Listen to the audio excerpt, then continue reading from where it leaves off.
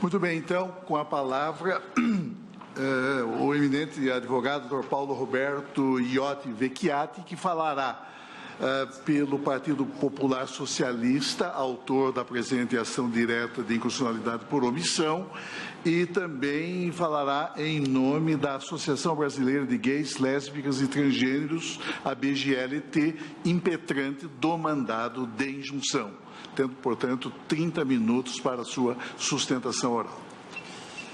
Muito boa tarde, excelências. Queria agradecer muito, preliminarmente, a sensibilidade tradicional do tribunal de fazer o julgamento conjunto e conceder o tempo das duas ações, tanto a mim quanto ao Miticuri. É um tema constitucionalmente muito controverso, polêmico. Eu sou o primeiro a reconhecer isso e falo isso para as entidades autoras desde a distribuição das ações.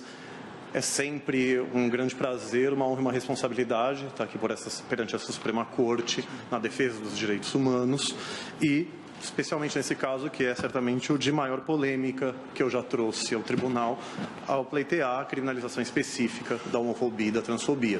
Eu entendo a perplexidade polêmica que isso causa, mas as ações elas são pautadas, entendo eu, por profunda dogmática constitucional. Eu analiso conceitos constitucionais clássicos e tento levá-los às suas consequências lógicas. Não há nenhuma aventura jurídica, excelências. Jamais assinaria uma ação em que eu não acreditasse firmemente nas teses. E os 3 pareceres favoráveis da Procuradoria-Geral da República nos 2 processos, creio que o demonstram à saciedade. No mínimo, no primeiro dos pedidos sucessivos de declaração de mora inconstitucional do Congresso. Esse pedido não há dúvida da possibilidade jurídica do pedido, bem como no pedido de declaração de prazo, providências que o Supremo Tribunal Federal já fez em diversas oportunidades, mas espero demonstrar também a juridicidade e pertinência dos pedidos mais ousados. Eu queria destacar que hoje é um dia histórico também na Suprema Corte. Na linha da advocacia, temos 3 advogados gays sustentando, eu entre eles, uma advogada lésbica, uma advogada transgênero. O lugar de fala é importante que o movimento social respectivo esteja aqui na Suprema Corte. Espero que a Corte concorde com o eminente ministro Barroso quando propõe a superação da jurisprudência sobre a entidade de classe, para que entidades de defesa de direitos fundamentais possam exercer o controle concentrado. Mas a importância das 2 ações e do mandado de injunção especificamente também é essa, que a própria entidade diretamente interessada e que trabalha, tem pertinência temática, possa vir ao tribunal. Pleiteia-se, como muito bem exposto pelos eminentes relatores, o dever constitucional, o reconhecimento do dever constitucional do Congresso em criminalizar a discriminação por orientação sexual e por identidade de gênero. É o que as ações explicam, se referir por homofobia e transfobia, a partir de 2 ordens expressas de legislar. O dever de criminalizar todas as formas de racismo e o dever, subsidiariamente, não entendida a homotransfobia como racismo, entendê-la como discriminação atentatória a direitos e liberdades fundamentais, que o artigo 5º, inciso 41, determina a punição. Nessa segunda hipótese, eu creio que seja inconteste que a homofobia e a transfobia se enquadram nos direitos à livre orientação sexual e livre identidade de gênero.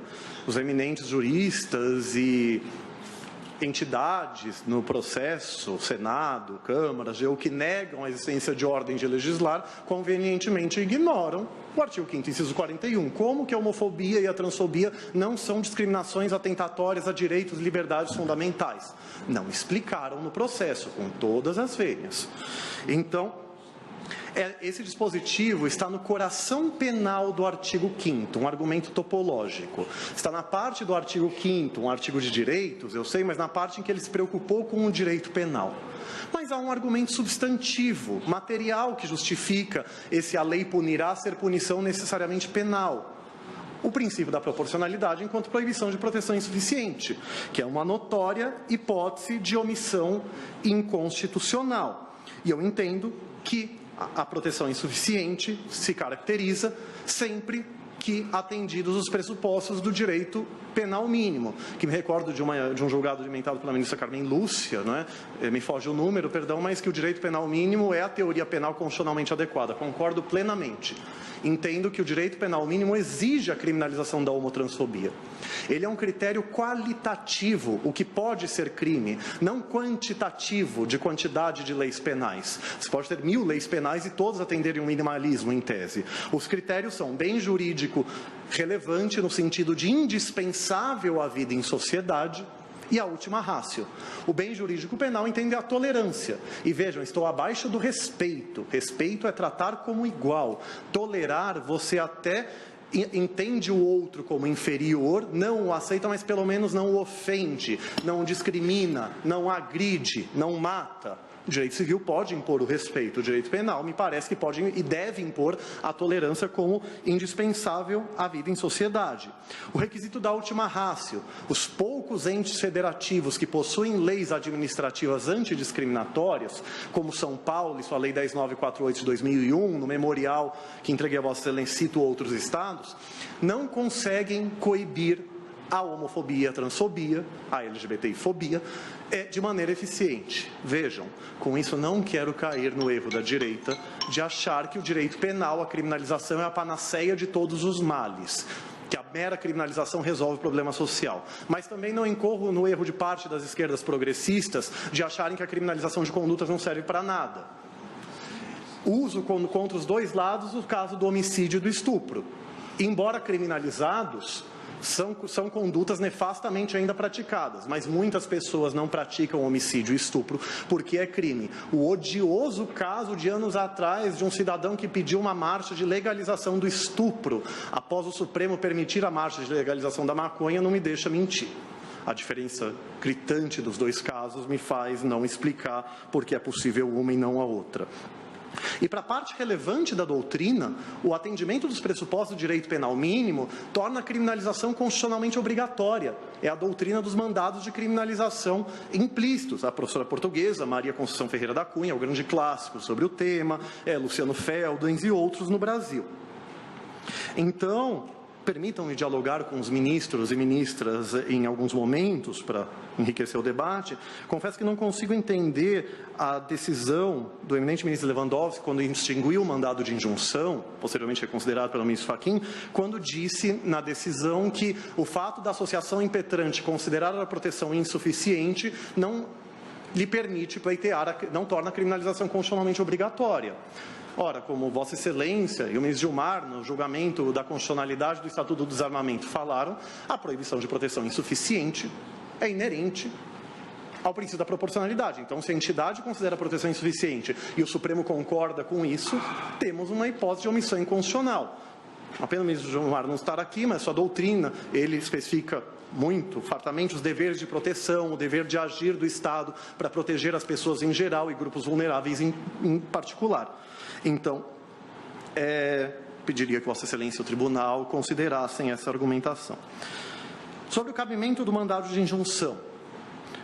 Embora haja um inconsciente coletivo na doutrina que ache que só cabe mandado de injunção para criar direito subjetivo que precisa ser constitutivamente criado por lei, não é isso que diz a Constituição.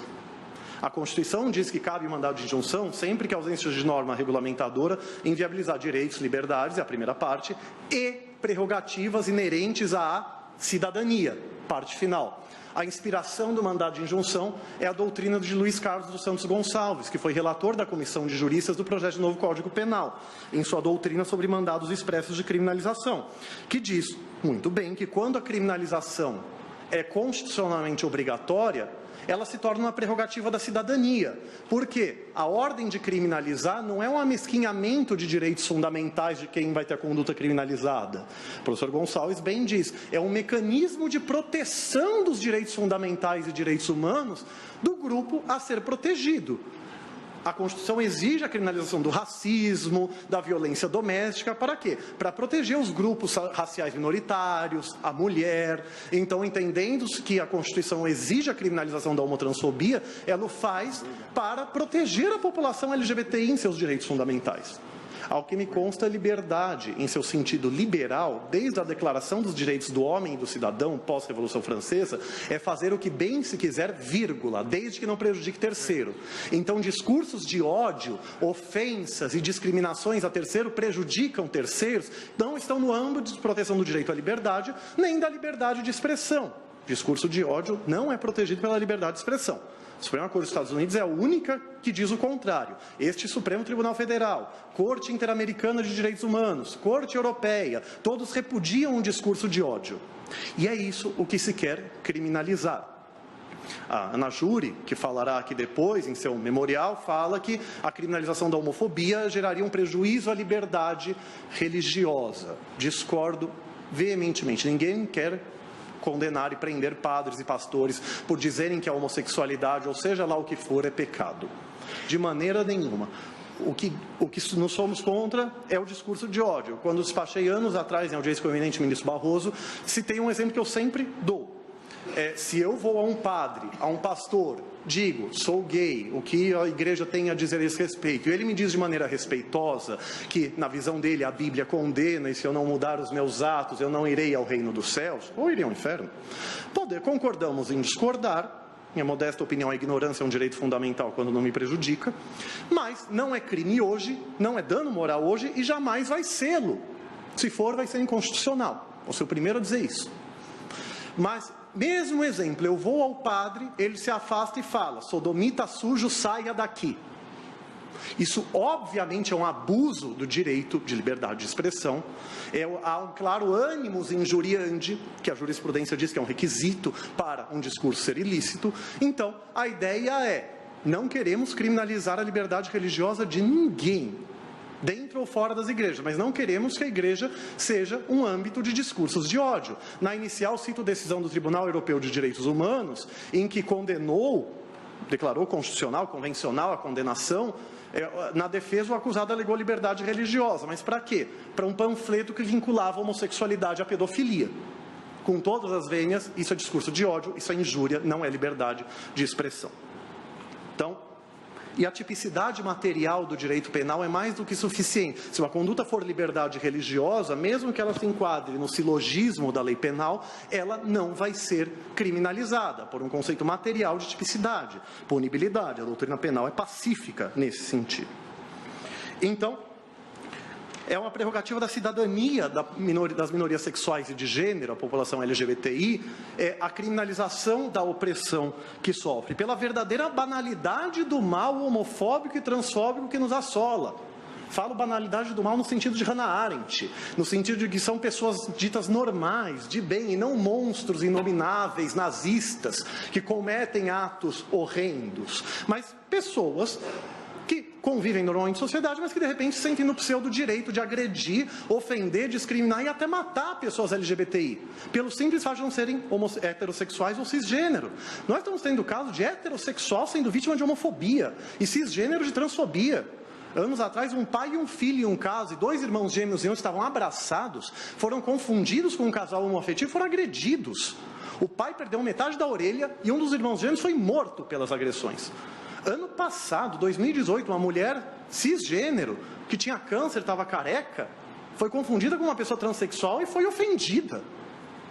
Olha o nível da ideologia de gênero heteronormativa e cisnormativa. Existe ideologia de gênero, sim, mas aquela que impõe a heterossexualidade e a cisgeneridade de maneira obrigatória e pune simbólica e fisicamente aquele que ousa viver sua vida de outra forma. Ninguém escolhe ser homo, hétero ou bissexual, travesti, trans.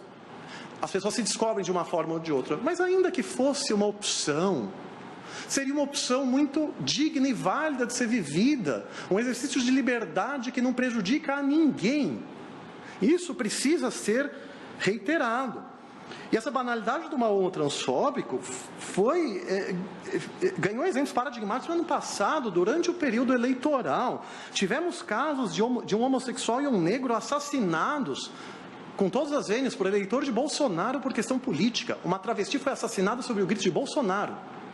E temos um nefasto grito que começou na torcida do Atlético Mineiro, mas se difunde, eu tenho links, eu provo tudo que eu alego, dizendo, aspas, ô bicharada, toma cuidado, Bolsonaro vai matar viado, fecha aspas.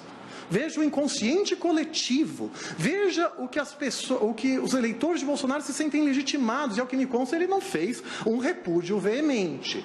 Tem honestidade intelectual. Numa matéria online, que posso achar, ele disse que não é a favor da violência. Numa matéria online que muita gente não viu. Acho que precisaria de algo mais enfático. Não me levem a mal, não quero fazer discurso político contra o presidente eleito.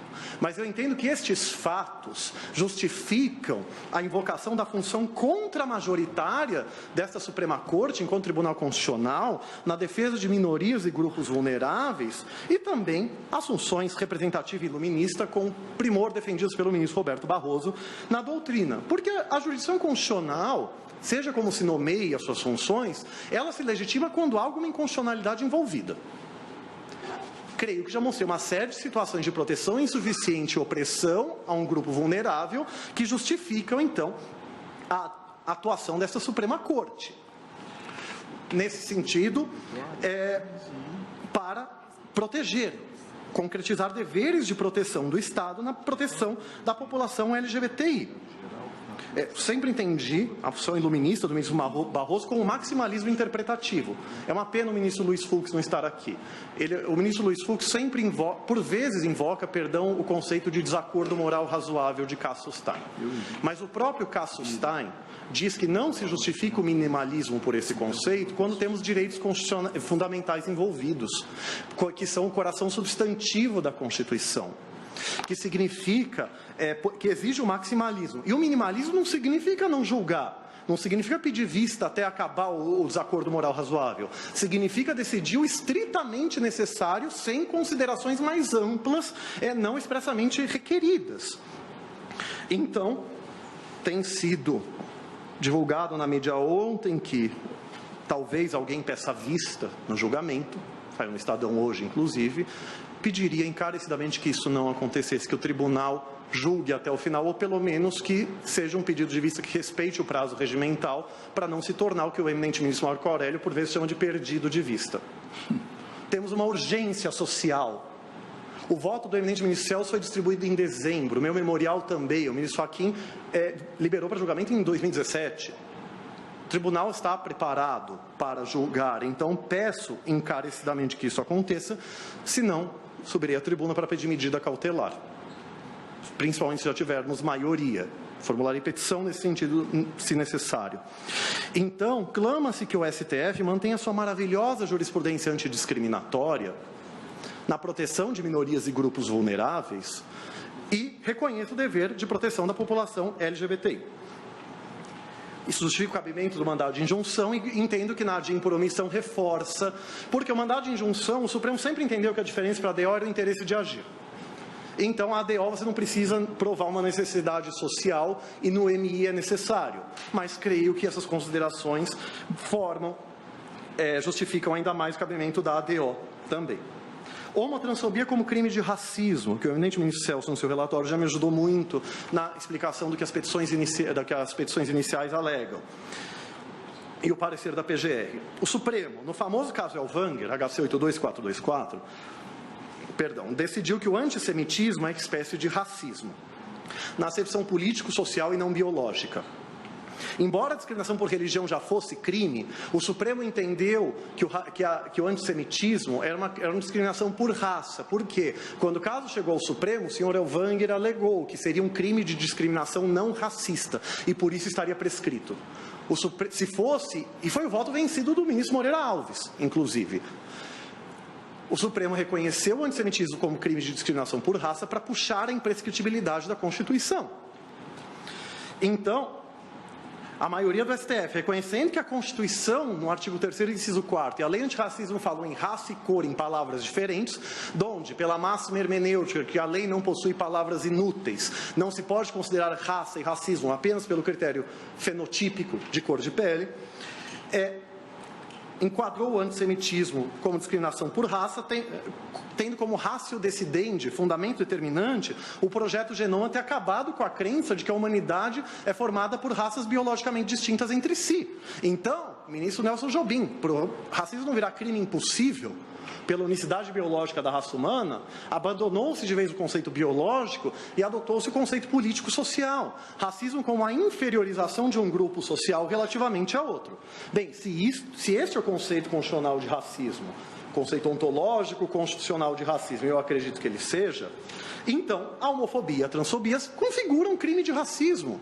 Você inferioriza as pessoas LGBTI relativamente a heterossexuais e cisgênero. O heterossexismo e o cissexismo, ideologias que pregam a heterossexualidade e a cisgeneridade obrigatórias, são ideologias racistas, porque visam classificar o outro como desigual, inferior, estigmatizá-lo a partir de estereótipos negativos e naturalizar o grupo hegemônico como único natural. Eu proponho, inclusive, que, como requisitos dessa inferiorização de grupos ser racista, que se restringe ainda mais o conceito para que só ocorram discriminações estruturais, sistemáticas, institucionais e históricas, justamente para não ser qualquer coisa que possa ser considerada em racismo. O legislador pode criminalizar praticamente o que ele quiser, desde que ele respeite o princípio da proporcionalidade. Vamos sintetizar assim. Mas, se ele colocar na lei de antirracismo crime de discriminação por time de futebol, por cor de cabelo, e sim, ouvimos isso nas discussões informais, serão crimes de discriminação não racistas, que prescrevem. Então, o regime esse conceito do Supremo dá uma racionalidade que justifica os critérios da lei antirracismo, que fala em raça, cor, etnia, procedência nacional e religião. Ora, quem está querendo privilégios aqui? São religiosos fundamentalistas que não querem que a mesma criminalização que lhes protege, que é a opressão a religiosos, seja garantida à população LGBTI pela criminalização da LGBTI-fobia. Queremos igual proteção penal. Sempre que o Estado reconhece uma opressão como intolerável, ele criminaliza a conduta. Isso é criticável nas esquerdas, mas é um fato objetivo. Beira a má-fé, a violação da boa-fé objetiva, o Senado alegar que a criminalização não resolve o problema. O Congresso criminaliza tudo quando ele entende que a opressão é intolerável. Lei antirracismo, vamos ficar na negrofobia. Lei Maria da Penha, discriminação do HIV/AIDS, crimes contra a infância, crimes contra o idoso nos estatutos respectivos, feminicídio, que na prática é um aumento de pena. Então, não se pode hierarquizar opressões. Se outras opressões contra grupos vulneráveis são criminalizadas, a opressão contra LGBTs tem que ser criminalizada da mesma forma. É esse o sentido do direito à igual proteção penal. Na síntese da minha querida amiga e grande Djamila Ribeiro, que não fala de homotransfobia, a ilação é minha, racismo é um sistema de opressão que supõe relações de poder entre um grupo dominante e um grupo dominado. E o restante da literatura negra antirracismo, que cito no memorial, afirma: raça é um dispositivo político-social de poder que tem a finalidade de garantir privilégios sociais a um grupo dominante e estigmatizar um grupo dominado, uma construção social de ideologia segregacionista que reproduz relações hierárquicas de poder, falando, autores negros, em alterofobia, discriminação do outro, para naturalizar e justificar desigualdades e a segregação de grupos a partir de estereótipos negativos do grupo inferiorizado e estereótipos positivos. Classificar o grupo dominante como pessoa ideal e o grupo dominado como pessoa degenerada.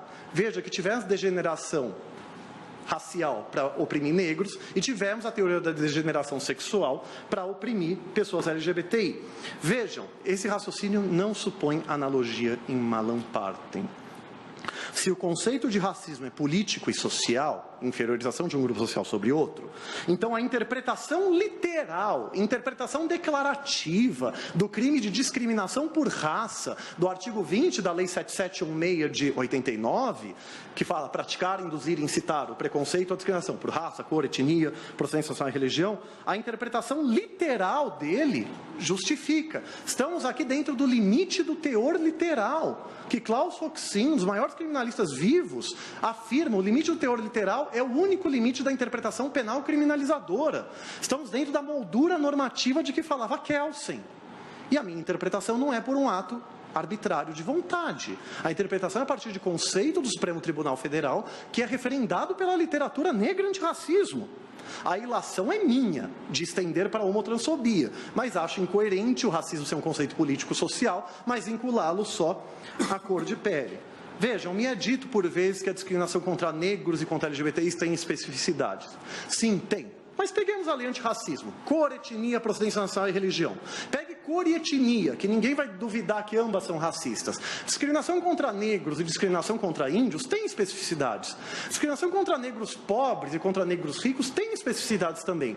E isso não afasta ambas serem racismo. Então a questão é, temos um conceito abstrato de racismo afirmado pelo Supremo.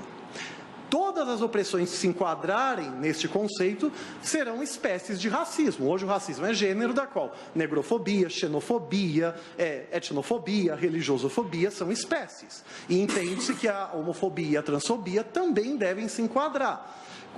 Conceito de raça, então, um conceito valorativo da lei penal, é hegemônico do mundo, críticas doutrinárias à parte, que você pode criminalizar condutas por conceitos valorativos, desde que não haja, na terminologia alemã, uma vagueza intolerável. Não me parece que o conceito de raça, nessa acepção afirmada pelo Supremo e pela doutrina, ainda mais se acolher-se esses requisitos estruturais, sistemáticos, institucionais, históricos que proponho, seja um conceito intoleravelmente vago, com todas as vênias.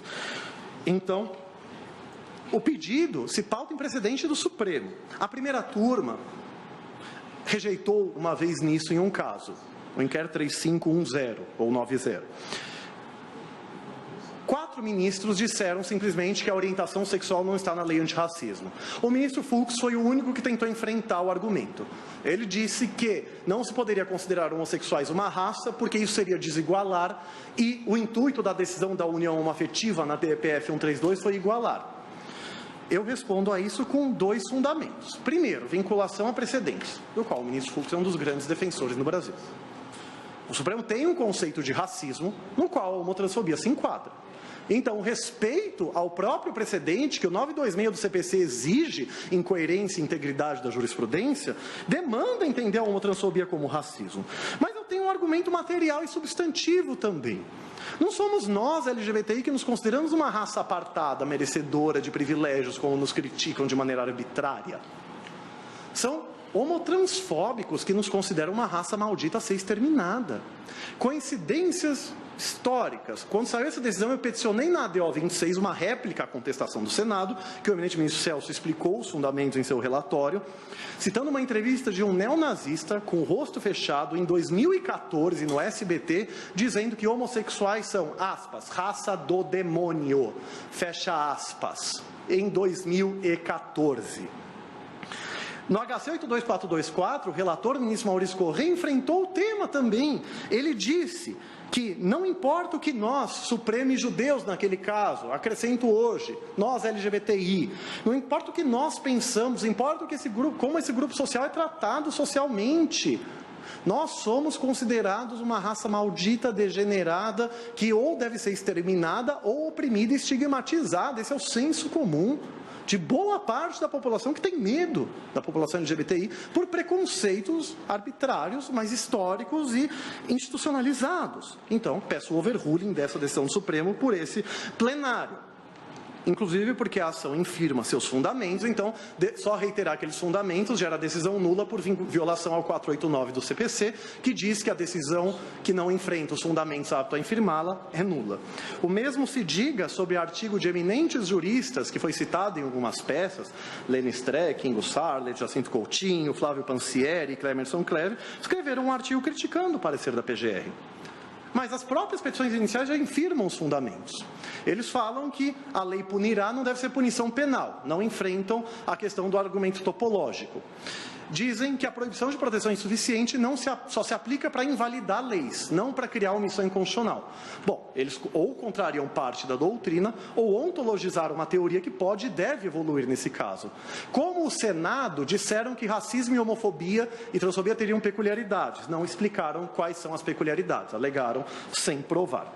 Então, mas, se o Supremo entender, se o Supremo, de maneira incoerente a seus precedentes, não considerar a homotransfobia como racismo, então deve considerá-la discriminação atentatória a direitos e liberdades fundamentais e declarar a mora inconstitucional com isso. Fixar prazo, embora os poderes políticos protestem, conforme o relatório disse, o Supremo já fixou prazo, ter projeto de lei tramitando, o Supremo já afirmou várias vezes que não afasta a mora inconstitucional, a Constituição quer que a lei seja aprovada, não que ela fique 90 anos sendo debatida no Parlamento, e estamos há pelo menos desde 2001 debatendo a homofobia e a transfobia no Congresso Nacional. Aqui, então, eu quero deixar claro, para o Supremo entender a homofobia e a transfobia como racismo, ele está em uma interpretação literal, não extensiva nem analógica. Para ele entendê-la, para ele criminalizar de outra forma, ele tem que exercer função legislativa atípica. É minha tese de doutorado, orientado pelo eminente professor Walter Cláudio Rotenburg, que me honra com a presença, e sei que Vossas Excelências o conhecem, que fala da troca de sujeito. Mais importante do que cumprir a Constituição é quem cumpre. Marinoni Mitidiero, a separação de poderes confere ao Congresso o poder de concretizar a Constituição, não de inviabilizar a Constituição. Professor Baiano de Lei da Cunha, interpretação teleológica. A Constituição presume que o Congresso vai cumprir a ordem do Supremo de legislar.